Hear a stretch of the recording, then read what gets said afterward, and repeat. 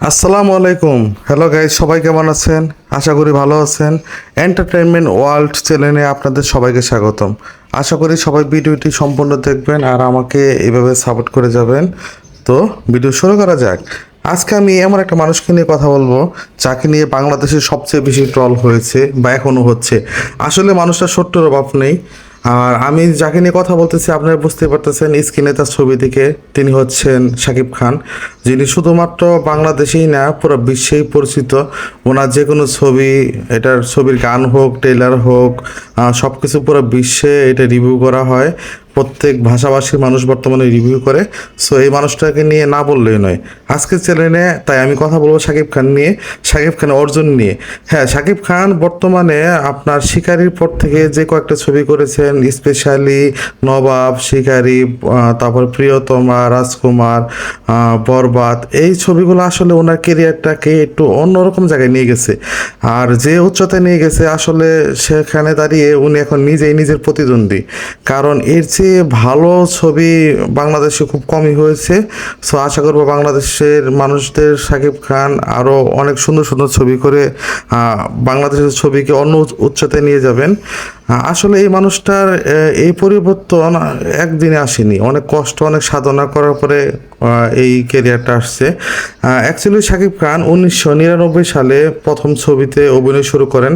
তার প্রথম ছবি আমরা সবাই জানি যে অনন্ত ভালোবাসা, কিন্তু আসলে এটি তার প্রথম ছবি না। এই ছবির আগে শাকিব খান আরেকটি ছবিতে অভিনয় করেছিলেন, ছবিটির নাম হচ্ছে সবাই তো সুখী হতে চায়, কিন্তু প্রথম রিলিজ হয় অনন্ত ভালোবাসা। সেই জন্য আমরা মনে করি যে শাকিব খানের প্রথম ভালোবাসা আর যে ছবি অনন্ত ভালোবাসা প্রথম ছবি, কিন্তু আসলে না, শাকিব খানের প্রথম ছবি হচ্ছে সবাই তো সুখী হতে চায়।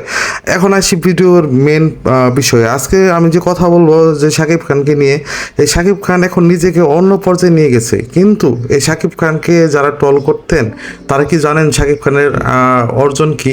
শাকিব খানের শিকারির আগ পর্যন্ত উনি যে কয়টা ছবিতে অভিনয় করছেন, যে পুরস্কারগুলো পেয়েছেন, যে ব্যক্তিগত অর্জন করেছেন, এগুলা বাংলাদেশের অনেক নায়কের বর্তমানে স্বপ্নের ব্যাপার।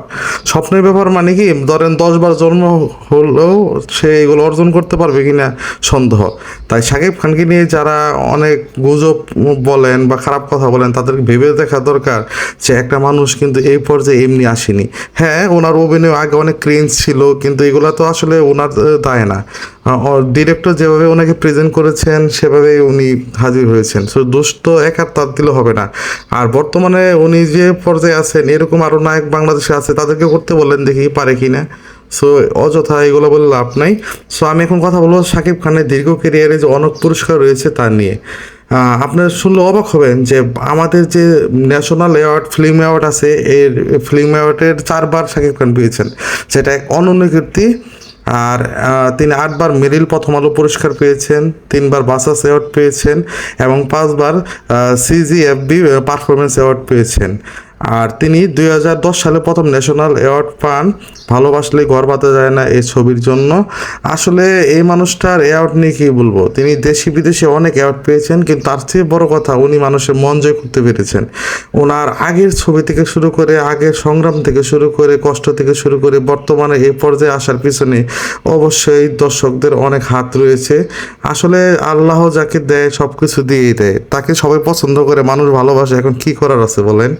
আমরা চাই শাকিব খান আমাদের মাঝে এভাবে বেঁচে থাকুক, আর তার সিনেমা দিয়ে, অভিনয় দিয়ে আমাদের অবশ্যই মন জয় করুক, বেছে বেছে কাজ করুক, ভালো ভালো কাজ করুক, বাংলাদেশের ফিল্মকে অন্য জায়গায় নিয়ে যাক।